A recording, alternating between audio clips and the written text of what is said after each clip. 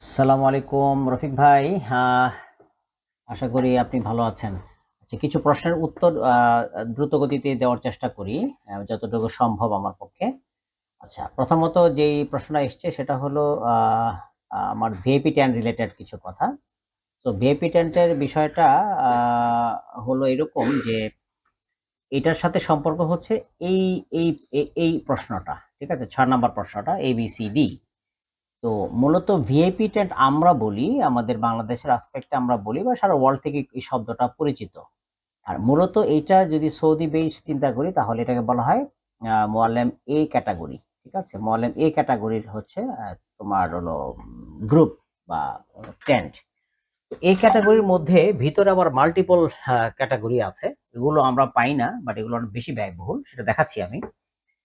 তো এটা হচ্ছে মলম এ ক্যাটাগরি। এ এবং বি অলমোস্ট সিমিলার। এটা শুধু মিনার অবস্থানটার কারণে মূলত এবিসিডি করা হয়। আমি যদি ম্যাপে চলে যাই, যেমন আপনি দেখেন যে এখানে মিনার তাঁবু দেখতে পাচ্ছি আমি পুরোটা। মিনার তাঁবুর মধ্যে যেমন এই যে প্রথম যে অংশটা, যে এই কার্সর দেখতে পাচ্ছেন হয়তো, এই প্রথম জোনটাকে আমরা বলি এ জোন। এই জোন এটা আর কিছুটা দূর পর্যন্ত যায়, অনেকখানি, প্রায় 1 থেকে 1.5 কিলোর মতো। এখান থেকে যদি মাপি আমি তোমার ইয়ে থেকে, এই জামারার এন্ট্রি পয়েন্ট থেকে এটা যেমন দেখা যাচ্ছে যে 800 মিটারের মতো। সো এখানে 1 কিলো বা 1.5 কিলোর মধ্যেই যে ব্লকটা থাকে, পুরোটা হচ্ছে এ ব্লক। তো এই ব্লকটা এতটুকু থাকে। এরপরে তারপরে থাকে হচ্ছে বি ব্লক। এই একটা ব্রিজ, এই একটা ফ্লাইওভার, এবং এই লাস্টে একটা ফ্লাইওভার আছে। সো এখানে হলো যে তোমার এখানে একটা এ ব্লক, তারপরে বি ব্লক পুরোটা, এরপর হচ্ছে সি, এইগুলো সব সি দেখাচ্ছে, এবং পরে হচ্ছে এই যে অংশটুকু পুরোটা হচ্ছে ডি ব্লক, যেখানে আমরা মূলত আমাদের বাংলাদেশ ওর যারা একদম চিপেস্ট কন্ডিশনে থাকতে চায় তাদের জন্য এই ব্লকটা বরাদ্দ রাখা। এই ব্লকের মধ্যে পাহাড় এবং সমতল দুটোই আছে, এবং এই যে বি ব্লক দেখতে পাচ্ছ তুমি, এই বি ব্লকটাও কিন্তু পাহাড়, এবং এগুলো সব পাহাড়, কিছু অংশ আছে খুব পাহাড়ের উপরে। এর মধ্যেও পাহাড় এবং সমতল আছে। শুধুমাত্র এ ব্লকটা পাহাড় নাই, এটা পুরোটা সমতল। 2 নাম্বার ব্লকটাও সমতল, মানে এ বি সমতল, সি এর মধ্যে সমতল এবং পাহাড়, ডি এর মধ্যে সমতল এবং পাহাড় আছে। এটা গেল মিনার টেন্টের যে বিষয়টা বললাম, যে ক্যাটাগরিটা, মানে ডিফারেন্সটা হচ্ছে এতটুকু দূর, জাস্ট শুধু ডিস্টেন্সটা, মিনার তাঁবুর ডিস্টেন্সটা। আর তাঁবুর ভিতরকার ব্যবস্থা আমার সকলের জন্য সমান, এ বি সি ডি সকলের জন্যই সমান, কোনো পার্থক্য নাই। এর জন্য শুধুমাত্র সোফা বেড অ্যারেঞ্জমেন্ট করা থাকে, সেটা ইউটিউবে তুমি দেখতে পাবা বা অন্য কোথাও দেখা যাবে, সোফা বেড থাকে। এটাও আবার বিভিন্ন কোম্পানি, যেহেতু এখন সৌদি আরব কি করেছে, বিভিন্ন কোম্পানিকে দায়িত্ব দিয়ে দিয়েছে। এই কোম্পানিগুলোর মধ্যে দেখা গেছে যে তারা আবার সাব কন্ট্রাক্ট দেয়, প্ল্যানগুলোকে ডিজাইন করে। এক একজনের প্ল্যান এক এক রকম। এখানে একটা বিষয় বলে রাখি, যেমন ধরো ডি ক্যাটাগরির জন্য হচ্ছে 300 রিয়াল, মানে এক্সট্রা পেমেন্ট দিতে হয় তাঁবু কেনার জন্য। সিতে দিতে হয় হচ্ছে 900 বা 1000 রিয়াল, বিতে দিতে হয় 1500 রিয়াল বেশি, এতে দিতে হয় দেখা গেছে তোমার প্রায় 7000 রিয়াল বেশি। এরকম, মানে এটা প্রত্যেকটা ভ্যারি করে, এটার সার্ভিসটাও আলাদা আলাদা করে। কিন্তু সার্ভিস বলতে কোম্পানিগুলো, বিভিন্ন কোম্পানিগুলো, একই কোম্পানি এ তেও আছে, বি তেও আছে, সি তেও আছে, ডি তেও আছে, প্রত্যেকটা জায়গাতেই কোম্পানিগুলো আছে। তো এরা আসলে এই সার্ভিসগুলো হাজিদেরকে দিয়ে থাকে। মৌলিক পার্থক্য তাঁবু এক, ওয়াশরুমের ডিজাইন এক, শুধুমাত্র আবাসনটা একটু ভিন্নতা আছে। এগুলা, এটা ম্যাট্রেস সব, মানে ফোমের ম্যাট্রেস। সি সি এবং ডি সেম ফোমের ম্যাট্রেস, বি এবং এ হচ্ছে সেম। সোফা বেড থাকে, এবং সোফা বেডের মধ্যে দেখা যাচ্ছে যে কোনো কোনো জায়গায় বেশ ভালো, কোনো কোনো জায়গায় রেগুলার, এবং প্রত্যেকটা বিছানার মানে সাইজ যদি বলি তাহলে 18 inch by 7 feet. 18 inch by 7 feet, এটা হচ্ছে সর্বোচ্চ। এটা সোফা বেড দিলেও যা, এ ব্লকে থাকলেও যা, ডিতে থাকলেও যা। ডি এর জন্য সোফা বেড নাই, প্লেন ম্যাট্রেস, আর এর জন্য সোফা বেড, এই হলো পার্থক্য। সো ভিআইপি টেন্টের যে বিষয়টা বলতেছিলাম, এটা মূলত আলোচনার মধ্যে চলে এসছে। এবং এটার মধ্যে আরেকটা পার্থক্য হলো যে খাবারের মানটা একটু ভালো থাকে, মানে বুফে করা থাকে, এবং বুফে স্টেশন থাকে, ভিন্ন ভিন্ন ভিন্ন জায়গায় স্টেশন থাকে, সেখানে তারা খাওয়া দাওয়া করতে পারছে। মোটামুটি 3 বেলায় বেশ মজা করে খাওয়া দাওয়া করতে পারে। আর এক্সপেন্সিভটা কেন, এটা অলরেডি আলোচনা চলে এসছে। এক্সপেন্সিভটা এই জন্যই যে তারা এখানে একটা স্পেশাল সার্ভিস দেওয়ার চেষ্টা করে। তার মধ্যে হচ্ছে ফুড, তাদের অ্যাকোমোডেশনের যে প্যাটার্নটা, সোফা বেড দিয়ে সাজানো গোছানো থাকে, টেন্টগুলো একটু পরিষ্কার পরিচ্ছন্ন রাখার চেষ্টা করে, কার্পেট, নিচে ফ্লোর কার্পেট দেওয়া থাকে, লাইটিং মানে ঝাড়বাতি এটসেট্রা এটসেট্রা অনেক সুন্দর গুছগাছ করে আর কি, মানে দেখতে ভাল লাগে। এটা হলো সবচেয়ে সুন্দর বিষয়। আর কিন্তু তাঁবুর প্যাটার্ন সবার জন্য সমান, একই রকম। শুধু এখানে জিপসাম বোর্ড দিয়ে হয়তো আলাদা, আলাদা ব্লক করে। কোনো টেন্টের ভিতরে 18 জন থাকে, কোনো টেন্টের ভিতরে 40 জন, 50 জন, 54 জন পর্যন্ত থাকে। ডিপেন্ড করে হচ্ছে স্পেসের উপরে, কতটুকু স্পেসের মধ্যে পাচ্ছি। আমি যদি একটু ম্যাপে যাই তাহলে আমি তুমি দেখাই, তুমি দেখো যে এখানে প্রত্যেকটা টেন্ট সমান এবং এই যে ব্লু কালারের দেখা যাচ্ছে এগুলো সব টয়লেট। টয়লেট কিন্তু সবার জন্য সমান। আমি যদি এ ব্লকে যাই তাহলে দেখতে পাবা যে এইখানেও টয়লেটের প্যাটার্নটা সেম, রাইট? এ ব্লকেও যা, ডি ব্লকেও তাই। সো এইখানে প্যাটার্নগুলো একই রকম, কোনো পার্থক্য নাই, একই সমান জায়গা এবং তাঁবুর ডিজাইন সব সমান, একই রকম, কোনো পার্থক্য নেই। শুধু ভিতরটা একটু পার্থক্য আছে, আর কিছুই না। আর জামারা থেকে কিছুটা নিকটবর্তী এ, তারপরে বি, তারপরে সি, তারপরে ডি। টোটাল দূরত্ব যদি চিন্তা করি তাহলে আমাদের জামারা থেকে একদম লাস্ট মাথার পার্থক্যটা হচ্ছে তোমার এই 4.8 কিলোমিটার বা 5 কিলোমিটার আপ টু। কিন্তু এইখানে একটা মজা আছে, সেটা হচ্ছে এইখান থেকে ট্রেনে চলে যাওয়া যায়। যে মেট্রো ট্রেন স্টেশন, এটা একটা ট্রেন স্টেশন, এই যে মিনা স্টেশন 1। তো কাছাকাছি থাকলে ট্রেনে চমৎকারভাবে ট্রাভেল করা যায়। সেটা ডিপেন্ড করছে হচ্ছে আমি কোথায় অবস্থান করছি তার উপর, বা কোথায় আমি পাচ্ছি তার উপর। এই পাওয়াটা, তাঁবুর অবস্থানটা কিন্তু কোনো এজেন্সির মানে ইচ্ছার উপর ডিপেন্ড করে না। এটা আসলে সৌদি আরব থেকে বন্টন করা হয়, এরপরে আবার হজ মিশন থেকে বন্টন হয়। অনেকগুলো আসপেক্ট আছে তাঁবুর অবস্থানটা কোথায় হবে, এটা আসলে আমরা কেউই জানি না। আচ্ছা, এরপরে প্রশ্নটা হলো টেন্ট এক্সপেন্সিভ কেন? শুধুমাত্র সার্ভিস, কিছু এডিশনাল সার্ভিস যুক্ত হওয়ার কারণে টেন্টটা এক্সপেন্সিভ। শুধুমাত্র 8,000 রিয়াল, 9,000 এর অতিরিক্ত দিতে হয়। পাশাপাশি আবার এর মধ্যে ট্রান্সপোর্ট থাকে, ডেডিকেটেড ট্রান্সপোর্ট থাকে, গাইড থাকতে হয়, সব আলাদাভাবে। মানে ওরা শুধু জায়গাটা দেয়, আমরা শুধু সার্ভিসটা এনশিওর করি। আর ভিআইপি টেন্টের difference between VIP tent and normal tent. মৌলিক আমার কাছে, যেহেতু আমি ভিআইপি টেন্ট করি, আমি যাই প্রতি বছরই। মৌলিক টেন্টের মধ্যে আসলে মানে কি বলবো, মানে যেটা বলতেছিলাম যে নরমাল টেন্টের মধ্যে কষ্ট একটু বেশি হয়, আর ভিআইপি টেন্টের কষ্ট একটু কম হয়। কিন্তু গরমের কষ্ট, হাঁটার কষ্ট, তারপরে আদার্স কিছু বিষয় আছে, মানে ট্রিকি অনেকগুলো বিষয়, যেগুলো আসলে এখানে ছোট্ট কথায় বলা খুবই মুশকিল। এখানে কষ্টটুকু আলটিমেটলি কমানো যায় না, ভিআইপি টেন্ট হলেও কমানো যায় না। ঠিক আছে, এই হলো মেইন বিষয়। নরমাল টেন্টের গাদাগাদি ভাবটা বেশি, আর এখানে গাদাগাদি ভাবটা নাই। ওকে, এরপরে ট্রান্সপোর্টেশনের যে বিষয়টা থাকতেছে, এটা অ্যাজ পার সিস্টেম আমাদের রেগুলার যে টেন্টের যা হাজিরা থাকবে আমাদের, তাদের জন্য ট্রান্সপোর্ট মানে অ্যাজ ইউজুয়াল গভর্নমেন্ট থেকে যেটা প্রোভাইড করে সেই প্রোভাইড আমরাই পাই 100 জনের জন্য একটা। আর আমরা যেটা করি, একটা ডেডিকেটেড মানে মানে বাস নেওয়ার চেষ্টা করি প্রতি বছরই। গত 2-3 বছর নিতে পেরেছি আমরা। এই বছর যদি হাজির সংখ্যা সব ঠিকঠাক থাকে তাহলে আমরা এই বছর নেওয়ার প্ল্যান করছি। সেখানে আমাদের পুরো হজের 5 ডেজেই মূলত আমাদের এটা থাকে, তোমার টেন্ট থাকে, মানে গাড়ি থাকে আরকি ফুল টাইম। এটার ব্যাপারে আমি পরে জানাচ্ছি। গাড়ির মূলত গাড়ির অ্যারেঞ্জমেন্ট এটাই, আর কোনো স্পেশাল কোনো অ্যারেঞ্জমেন্ট হজের দিনগুলাতে। আর মক্কা মদিনা এটা রেগুলারই, জেদ্দা এয়ারপোর্ট থেকে মক্কা এটা গভর্নমেন্টের তত্ত্বাবধানেই হাজিকে আসতে হবে। মক্কা থেকে মদিনা যাওয়ার ক্ষেত্রে আমরা প্রাইভেট ট্রান্সপোর্ট দিতে পারি আমাদের হাজিদের চাহিদা সাপেক্ষে, অথবা আমাদের ভিআইপি যেসব হাজি সাহেবরা আছেন তাদেরকে আমরা আলাদা করে গাড়ি সাধারণত দেই। সেটা 2 জন 3 জন হলেও আমরা একটা মিনিমাম একটা 7 সিটার আমরা দেওয়ার চেষ্টা করি, হুন্ডাই মিনিমাম। কারণ লাগেজ-টাগেজ থাকে। এটা আমাদের প্যাকেজের মধ্যেই থাকে। ট্রান্সপোর্টেশন গুলো, সাইট সিইং গুলো সবই ভিআইপি দের জন্য আমরা ডেডিকেটেডই করা থাকে। এরপরে যেটা আছে যে ডেডিকেটেড চার্টার্ড ট্রান্সপোর্ট, যেটা কিছুক্ষণ আগে বলতেছিলাম যে এই সময়ের জন্য আমাদের ফুল গাড়ি থাকে। এটা আমাদের গ্রুপের উপর ডিপেন্ড করে।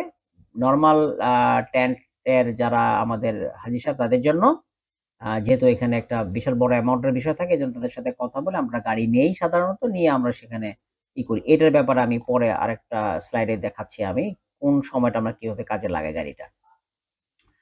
আর মোয়াল্লেম ক্যাটাগরি এবিসি তো বললামই।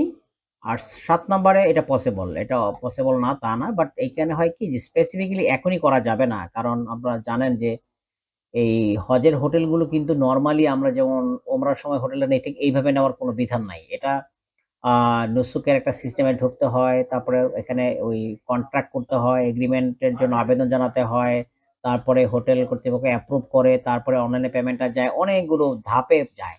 এইজন্য আমরা সাধারণত যেটা বলি যে ক্লায়েন্টের চাহিদা যদি মক্কা হোটেল থাকে, আমরা ফরমালি মানে চেষ্টা করি মক্কা হোটেলকেই মানে টার্গেট করা। কিন্তু অনেক সময় দেখা যায় বড় বড় গ্রুপ যেমন ধরেন মালয়েশিয়া, ইন্দোনেশিয়া বা এই সমস্ত বড় বড় গ্রুপগুলো কি করে, ওরা পুরো বিল্ডিং করে ফেলে, ব্লক করে ফেলে, তখন একটা দুটা রুম দিতে চায় না। এই জন্য তখন আবার 3 নাম্বার 4 নাম্বার পার্টি থেকে এই রুমগুলো নিতে হয়।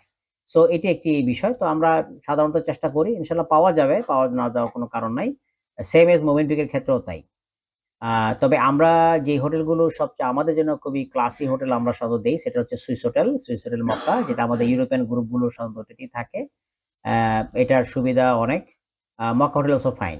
আর মোবিনপিকের এটা অলসো ফাইন। এটা আমরা দিতে পারবো, আশা করছি সমস্যা হবে না ইনশাআল্লাহ। আর এই 9 নাম্বার পয়েন্টের বিষয়টা নিয়েও আমি আরেকটা ভিডিওতে জানাচ্ছি যে এই মিনার কাছাকাছি, জামারার কাছাকাছি কোনো মিনাতে কোনো অ্যাকোমোডেশন আছে কিনা।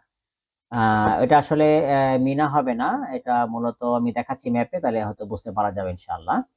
আমি ম্যাপে চলে যাই এই প্রশ্নের উত্তরের ক্ষেত্রে 9 নাম্বার, সেটা হলো আমরা যদি একটু খেয়াল করি জামারা, এই হলো জামারা।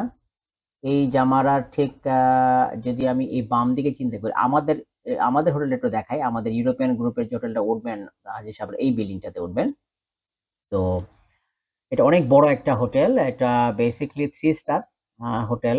আর বছরে এগুলো হজ মৌসুমেই সমস্ত হোটেলগুলোই চলে। তো এইখান থেকে যদি আমরা চিন্তা করি, এই বছরের কথা যদি চিন্তা করি, তাহলে এখান থেকে যদি মেজারমেন্ট করি, এখান থেকে এসে সাধারণত এই পথে আমরা বের হই, এখান থেকে এসে এই পথে বেরাই, যে দিক থেকে বেরিয়ে আমরা এখানে একটা স্কেলেটর আছে, এখান থেকে যে আমরা জামারার এইখানে উঠে যাই।